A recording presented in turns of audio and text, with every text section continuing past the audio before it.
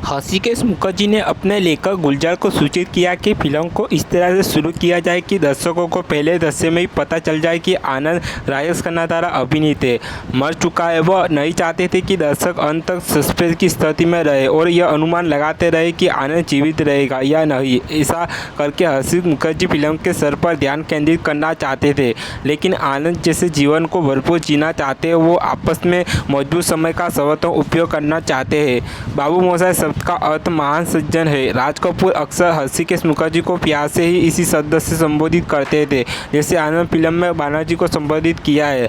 महमूद ने अमिताभ बच्चन को फिल्म में तत्कालीन हार्टवॉट राजेश खन्ना के साथ एक मध्यवर्ग की भूमिका निभाने की सलाह देते हुए कहा था, आपको बस खन्ना को खाना खिलाना है, बाकी अपना ख्याल खुद रख लेंगे। मूल रूप से हृषिकेश मुखर्जी ने आनंद की भूमिका के लिए राज कपूर के भाई शशि कपूर की कल्पना की थी। वह खुद राज कपूर को चाहते थे, लेकिन वह अभी भी अपनी बीमारी से उबर रहे थे और मुखर्जी उन्हें पर्दे पर मरते हुए देखना बर्दाश्त नहीं कर सकते थे, क्योंकि असल जिंदगी में वह लगभग मर चुके थे। किसी भी स्थिति में शशि कपूर इस भूमिका के लिए उत्सुक नहीं थे, इसलिए यह भूमिका राजेश खन्ना को मिल गई। अर्धना और अमर प्रेम की के साथ की उनकी सबसे यादगार भूमिका है।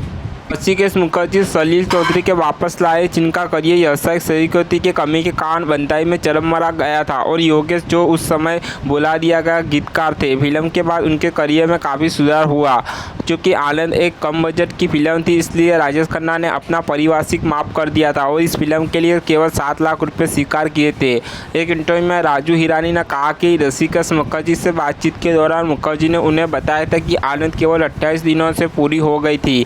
गीत जिंदगी कैसी है यह पहली मूल रूप से शिक्षक के लिए पृष्ठभूमि गीत के रूप में प्रस्तावित किया गया था।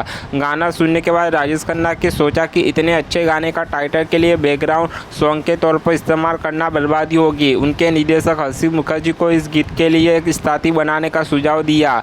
उन दिनों रेडियो पर शिक्षक के लिए बैकग्राउंड में बजाने वाले गाने कम बजते थे।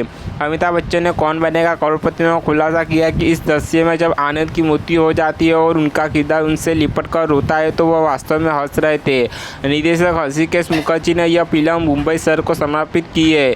उन्होंने एक साक्षात्कार में बताया कि मुंबई शहर की जीवनता मुख्य किरदार आनंद की जीवनता से काफ़ी मिलती जुलती है। सीमा देव अपने स्टारडम के कारण राजेश खन्ना के साथ अपना पहला सीन देने से बहुत परेशान थी। जब राजेश खन्ना ने सेट पर प्रवेश किया तो उन्होंने सीमा देव की ओर देखा और कहा, आप तो वही है चीज़ें देखने के लिए हम गिरवा में लाइन खड़े रखते हैं, वही महिला और मैं आपको गिरवा में आपके घर के बाहर देखने के साइड के दशक में राजेश खन्ना के संघर्ष के दिनों में सीमा देव एक शिक्षक मराठी अभिनेत्री थी और मुंबई में महाराष्ट्रीय आबादी वाले एक स्थान गिरगांव में रहती थी।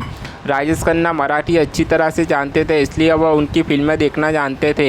हालांकि अर्चना की सफलता के बाद से किशोर कुमार राजेश खन्ना की आवाज़ बन गए थे, लेकिन इस फिल्म से संगीत निर्देशक सलील चौधरी ने जोर देकर कहा कि मुकेश की आवाज़ आनंद के चरित्रों को आवश्यकता करुणा देगी। राजेश खन्ना इस सुझाव पर सहमत हो गए। एक बार जब राजेश खन्ना से पूछा गया कि क्या उनका पसंदीदा गाना कौन सा है, तो उन्होंने कहा कि वो मुकेश की फिल्म का आनंद का गाना कहीं दूर जब दिन ढल जाए है।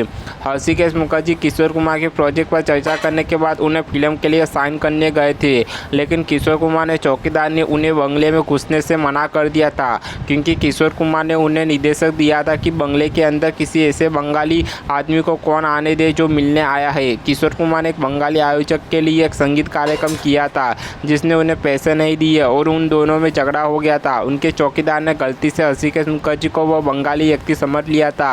जब फिल्म की शूटिंग शुरू हुई तो किशोर कुमार को इसके बारे में पता चला और हृषिकेश मुखर्जी से मिलने गए और उनसे पूछा कि वह उन्हें साइन क्यों न करना चाहते हैं। जब हृषिकेश मुखर्जी ने उन्हें इसका कारण बताया तो किशोर कुमार गए और अपने चौकीदार को फटकार लगाई थी। राजेश खन्ना की मृत्यु हुई तो फिल्म का क्लाइमैक्स अक्सर समाचार चैनल पर दिखाया गया था। यह फिल्म 1969 से 1971 के बीच राजेश खन्ना की लगातार 17 हिट फिल्मों में गिनी जाती है। 1969 से 1971 तक उनकी लगातार 15 एकल हिट फिल्मों में 2 हीरो वाली फिल्में मर्यादा और अंदाज भी शामिल है। यह फिल्म काफ़ी हद तक अकीरा कुरेशी की फिल्म इरुक से प्रेरित थी। राज कपूर को समर्पित, जिनके साथ हृषिकेश मुखर्जी ने एक संपादक के रूप में अपना फिल्मी करियर शुरू किया था। आनंद और डॉक्टर भास्कर बानर्जी की भूमिका के लिए हृषिकेश मुखर्जी की पहली पसंद बंगाली मैटानी आइडल उत्तम कुमार और सैमिति चटर्जी थे। आनंद की पाठ गुलजार ने लिखी थी।